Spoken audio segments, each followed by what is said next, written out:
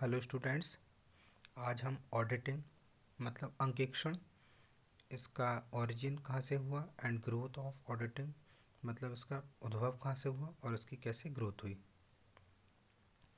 तो देखिए इसमें लिखा है auditing is an important professional task carrying heavy responsibility and calling for commensurate skill and judgement.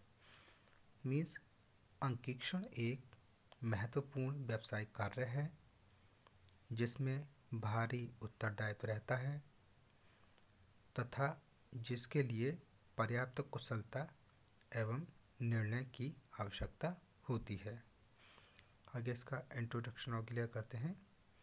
In ancient time of civilization the methods of maintaining accounts were very crude.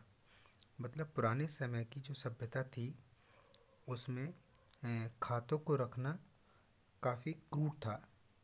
The size of business houses was very small.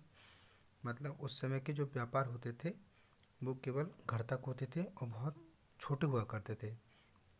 And with little amount of capital, और पूंजी की जो उनको ज़रूरत होती थोड़ी पूंजी से काम चल जाता था। The number of transaction to be record was so small that each individual was in a position of maintain his account and check for himself all his transaction। थोड़ी पूंजी हुआ करती थी और उनके जो लेन देन हुआ करते थे वो व्यक्तिगत हुआ करते थे और छोटे छोटे हुआ करते थे। तो वो अपने जो अकाउंट्स हैं उनको मेंटेन करने का काम और उसको जांच करने का काम खुद कर लिया करते थे। Hence, it was thought to be understood waste of time and money to get the account checked by someone from outside। तो इसलिए उस समय अपने खातों की जांच किसी दूसरे व्यक्ति से कराना या बाहरी व्यक्ति से कराना वेस्ट ऑफ टाइम मतलब समय की बर्बादी एंड मनी धन की बर्बादी मानते थे।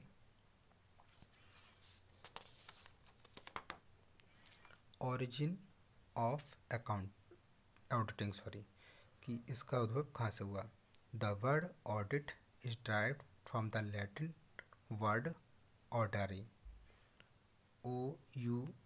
AUDIRE which means to hear. कि जो वर्ड है ऑडिट ये लैटिन वर्ड के ऑर्डरी से लिया गया है जिसका अर्थ होता है सुनना। In early stage person responsible for maintenance of account to go to some impartial and experienced person, ordinarily judges, who used to hear these account and express their opinion or calibrate about the correctness। मतलब early stage प्राचीन काल के जो व्यक्ति थे वो अपने खातों को मेंटेन कराने के लिए आंशिक रूप से जो अनुभवी व्यक्ति होते थे जिसको साधारणतः जज कहा जाता था, who used to hear the account, वो उन खातों को सुनता था एंड एक्सप्रेस देयर ओपिनियन और कैलिब्रेट अबाउट देयर करेक्टनेस। तो वो उनके अकाउंट्स को सुनकर ही उनके करेक्टनेस मतलब कितने शुद्ध हैं इनकी उनको अपनी राय देता था। Such person were known as auditor. तो इसी टाइप के जो व्यक्ति हैं वो ऑडिटर कहलाते थे। दस the term auditor means literally hearer. तो इस तरीके से जो ऑडिटर का जो शाब्दिक अर्थ निकालेंगे वो हियरर होता है, सुनने वाला। One who here and is used ever since the days when public accounts were accepted and approved on the basis of hearing the account read। तो इस प्रकार एक व्यक्ति जो सुनता है, वन हु हियर जो सुनता है, सुनने के बाद अपनी जो राय पब्लिक के लिए देता है, पब्लिक एक्सेप्ट कर लेती है। तो ये वर्ग था पुराने टाइम के ऑडिटर का। The last decade of the 15th century was an important period during which a great infusion was given to trade and commerce in Italy. Last decade of 15th century, मतलब 15वीं शताब्दी के पिछले दशक में एक महत्वपूर्ण अवधि थी विच अ ग्रेट इन्फ्यूजन, जिसमें ग्रेट इन्फ्यूजन हुआ था was given to trade and commerce in Italy, मतलब व्यापार और वाणिज्य में क्रांति आई थी. And the principles of double entry book keeping were developed and published in 1494 at Venice in Italy by Luca Pacioli. तो क्या हुआ था इटली में कि इटली में डबल एंट्री बुक कीपिंग, मतलब जो दोहरा लेखा प्रणाली जिसमें एक साइड डेबिट होती है एक साइड क्रेडिट होती है, तो ये इसमें प्रिंसिपल इसका सिद्धांत पब्लिश हुआ. सन थी 1494, जगह थी वेनिस इटली में. तो इसके लूका पैसियोली, इनको कहीं कहीं ल्यूकस पैसियोली नाम दिया गया है, इन्होंने इसको डबल एंट्री सिस्टम को डेवलप किया.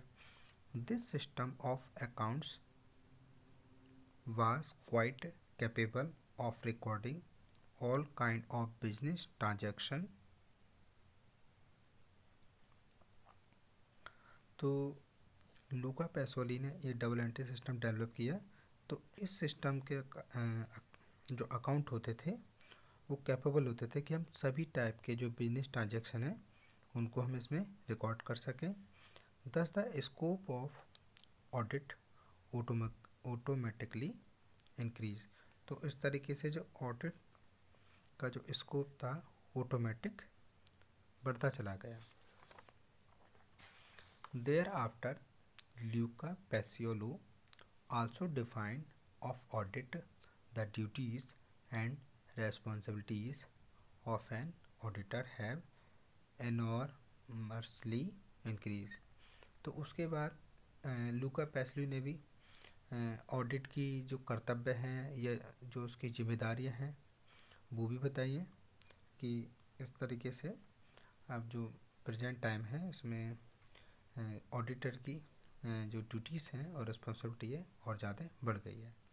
अब देखेंगे ऑडिटिंग इन इंडिया कि जो इंडिया में इसका कैसे ओरिजिन हुआ, उद्भव हुआ.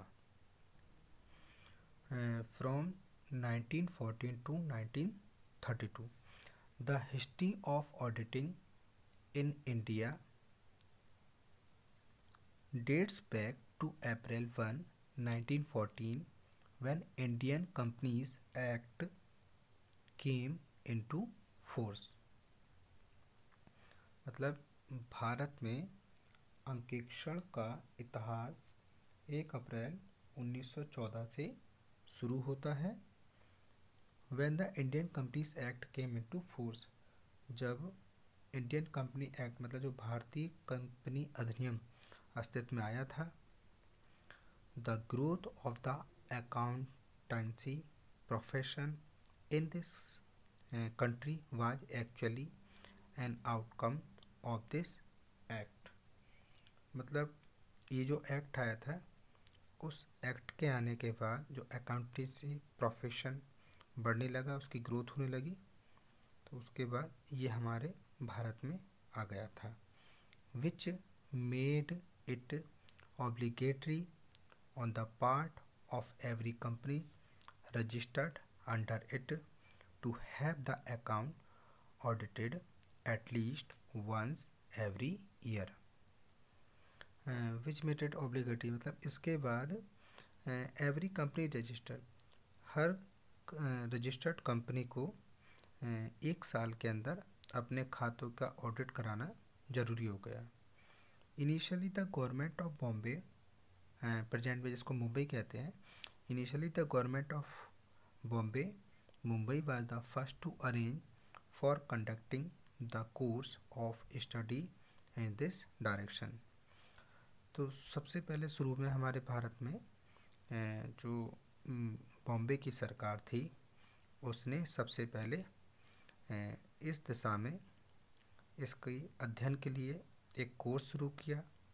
The qualification of being an auditor was obtain by passing the examination of the government diploma in accountancy. तो ऑडिटर की योग्यता पाने के लिए या ऑडिटर बनने के लिए एक एग्ज़ाम पास करना होता था जिसका नाम था गवर्नमेंट डिप्लोमा इन अकाउंटेंसी, या शॉर्ट में हम कह सकते हैं GDA।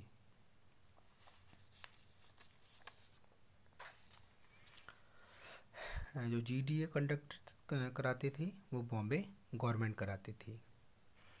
आगे देखेंगे from 1932 to 1949 the chartered account act was passed in 1949 and came into force on July 1st, 1949. On the passing of this act, the autonomy was granted to the accountancy profession, and as a result, the regulation, control, and management of the profession passed from the central government to the professional in the hands of the Indian Institute of Chartered Accounts, which was formed under the provisions of the said Act. Now a person has to pass the examination conducted by it. Only then he can obtain his certificate of Chartered Accounting.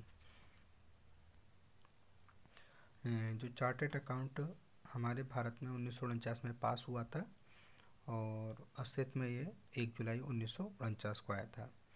और इस act के पास होने के बाद जो accountancy का profession था और रेगुलेशन, कंट्रोल, मैनेजमेंट, ये सब सेंट्रल गवर्नमेंट ने अपने हाथ में ले लिया। और अपने हाथ में लेने के बाद Indian institute of chartered account which was formed under the provision of act, मतलब इसका एक्ट बना दिया। Now a person has to pass examination conduct by it. अब जो इस एग्ज़ाम को पास कर लेता है वही ऑडिट कवर कर सकता है। ओनली देन ही can obtain his certificate of chartered account. ये तभी ऑडिट कवर कर सकता है जब उसे चार्टर्ड अकाउंट का सर्टिफिकेट मिल जाता है। तो ऑडिट में हम आज इतना ही, फिर नेक्स्ट वीडियो में करते हैं। Thank you.